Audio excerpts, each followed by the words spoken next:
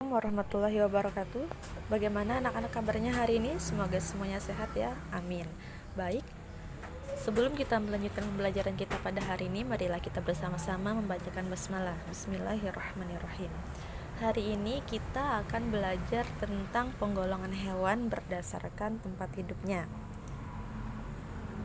Ada 3, yang pertama hewan darat, kedua hewan air, yang ketiga hewan amfibi. Hewan darat artinya hewan yang hanya bisa hidup di darat. Dia tidak bisa hidup di dalam air. Contohnya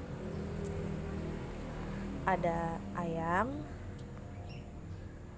ada kucing, ada burung, ada sapi, ada semut, dan ada kelinci.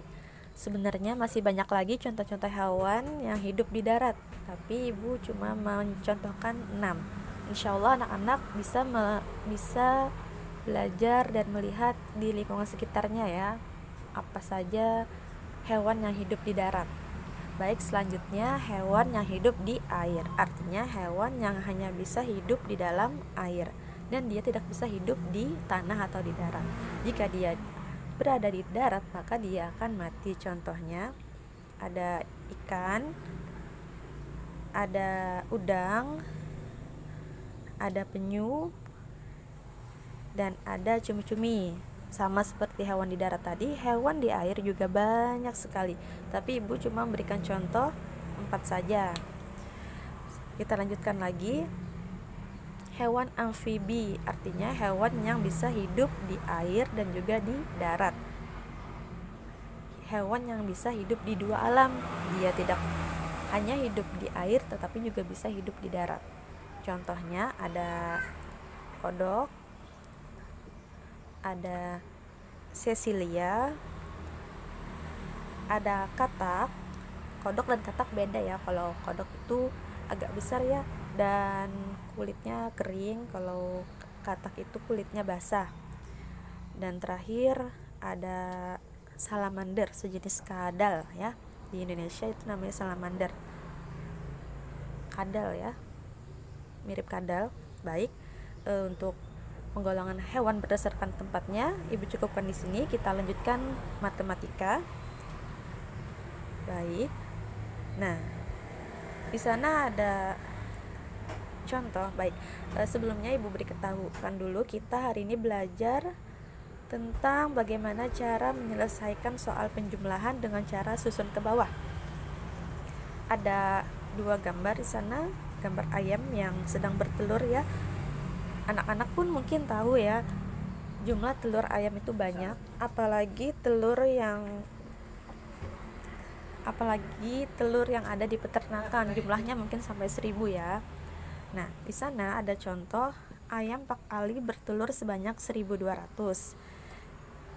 Satunya lagi, ayam Pak Hasan bertelur sebanyak 1150. Nah, berapa banyak jumlah telur Pak Ali dan Pak Hasan? Baik, mari kita simak bagaimana cara menjumlahkannya.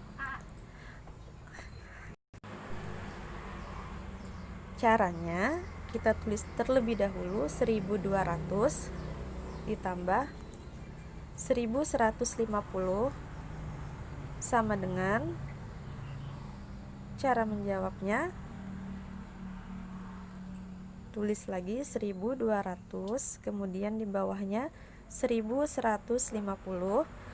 Susunannya atau letaknya pas ya, tidak boleh miring, tidak boleh ke depan, tidak boleh ke belakang, harus sesuai. 0 dengan 0, 0 dengan 5, 2 dengan 1, 1 dengan 1 ya.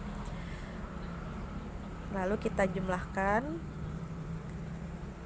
0 ditambah 0 sama dengan 0. 0 ditambah 5 jumlahnya sama dengan 5. 2 ditambah 1 sama dengan 3. Dan 1 ditambah 1 sama dengan 2. Jadi jumlah dari 1200 ditambah 1150 sama dengan 2350. Ibu rasa materi kita pada hari ini sampai di sini dulu. Semoga anak-anak bisa memahaminya.